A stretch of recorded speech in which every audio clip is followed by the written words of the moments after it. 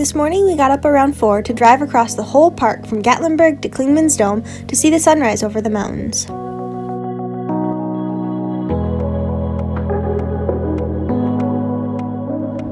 So we are here at Clingman's Dome at about 5:30 in the morning to try and catch the sunrise, but as you can see here, it is just incredibly foggy. So we're hoping some of that clears up and we're able to see the sun as it peeks over the horizon. So let's take the trail, we'll head up to the observation tower.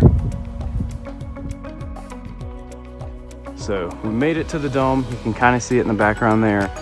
It's still pretty foggy, but we didn't come all this way for nothing, so we'll stick it out till sunrise, see if it doesn't clear up a bit.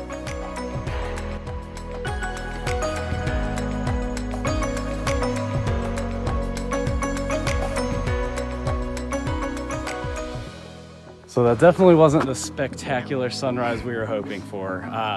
Once it got light out, the fog kind of cleared up enough to see the tops of some of the trees around, but definitely not anywhere near enough to see the sun. So now we're gonna do a quick trail out to Mount Buckley, which is just a little bit west of Clingman's Dome, maybe like 0.7 miles or something like that.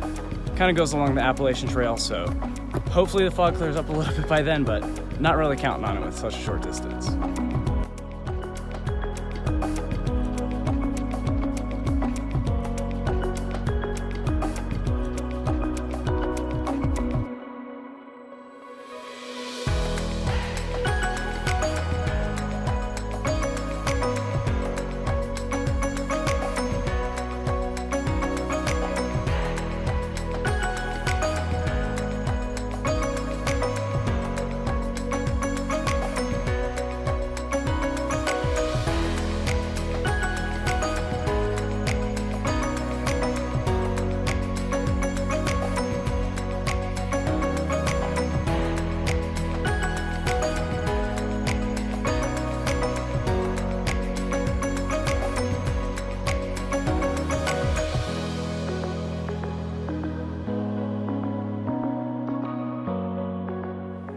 So as expected, Mount Buckley didn't really have any views either.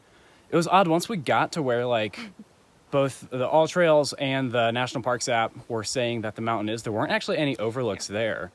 There were some like along the way, on the way to there, that would have been really cool without fog, but despite that, I mean, hiking through the foggy forest was like so cool. It was like kind of creepy, Love like it, yeah. You're waiting for something to pop out, but it was just really unique. You know, it's not the experience you're expecting, but looking back on it, it's one you can really appreciate. And we were hiking with another lady who lived in the area and said they haven't had any rain in days here. So all the water, all the moisture that you see in the videos, this part of the Appalachian Mountains is actually a coniferous rainforest. So that's why it's so wet, that's why it's so mossy, and there's all the ferns, and it's just beautiful. Yeah, it's absolutely gorgeous.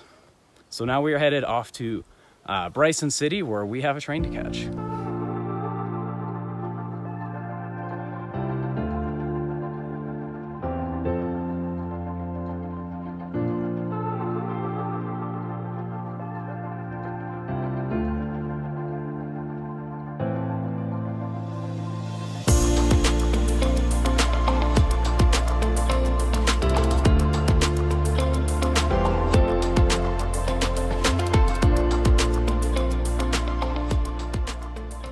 But first, breakfast.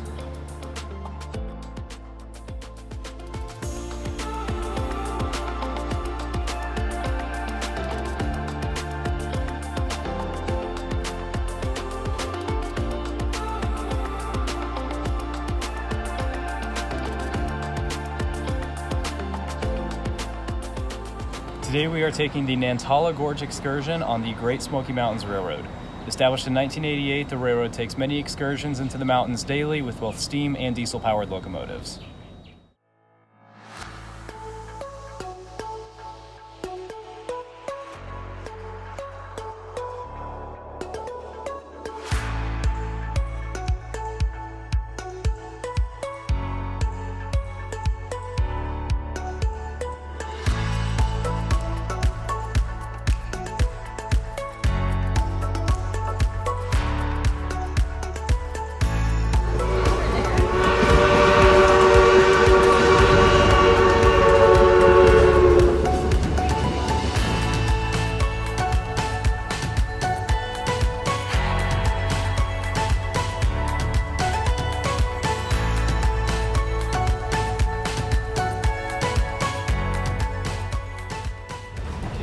when the conductor said we were gonna be able to see houseboats up ahead, I was expecting like a large boat with a couple rooms on it like they have at Voyageurs National Park in Minnesota. These are like full-on houses that they just floated out onto a lake. I've never seen anything like it, and there are tons of them. It's crazy.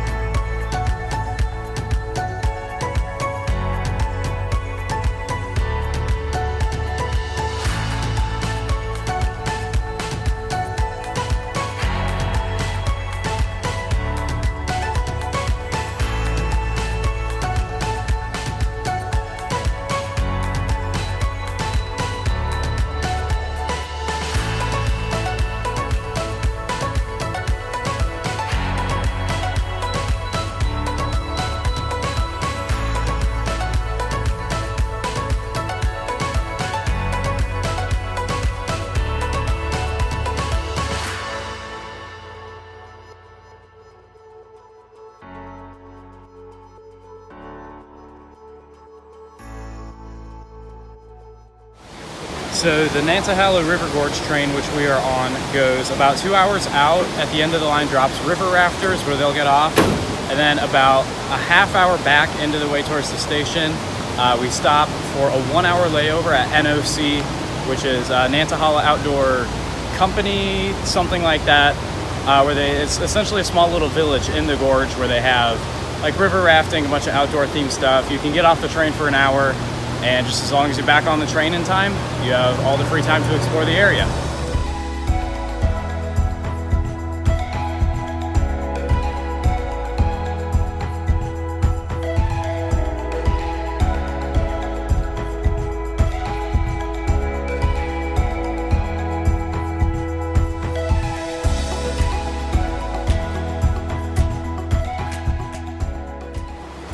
So it's actually the Nantahala Outdoor Center, not company. I was wrong there.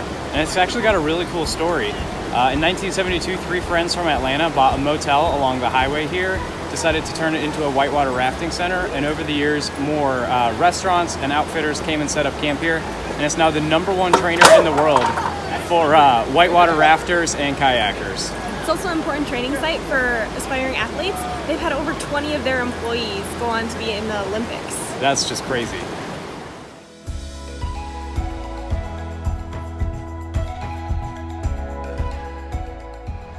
So while NOC is a really neat and unique area to explore, there's not a whole lot to do in an hour here, just since the main thing to do is whitewater rafting, and that takes a lot more time than that. There are a few restaurants around here, but everything's pretty pricey, so we opted to eat before and on the train. And now it's just about time to get back on the train and make the last push towards Bryson City.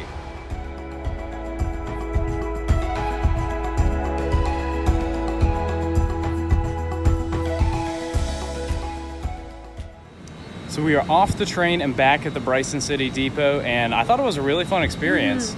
It was a good time. Once you left Bryson City and headed west, we went by Nantala Lake, which had this really cool like blue-green colored water. It's like reminiscent of glacier in places we've been out west. Apparently it's actually a man-made lake. There aren't a lot of natural lakes in the south, if any at all, so it's a dammed up river that then kind of back flooded into the valley, and they drain it every October so they can do work on the dam. But when it's not drained, it's about 100 feet higher than the river naturally runs, and there's like you saw in the video, a lot of the houseboats out there. It's a pretty popular tourist destination, and that is where the Nantala River flows as well, which is where the Nantala Outdoor Company was as well, or Outdoor Center. That's it. Unfortunately, that is going to do it for our time in the Smokies. Aside from the bear scare, we had a really good time here and are going to be disappointed to be leaving. Yeah. Stay tuned for our next stop, which is America's newest national park, New River Gorge. Super excited to check it out.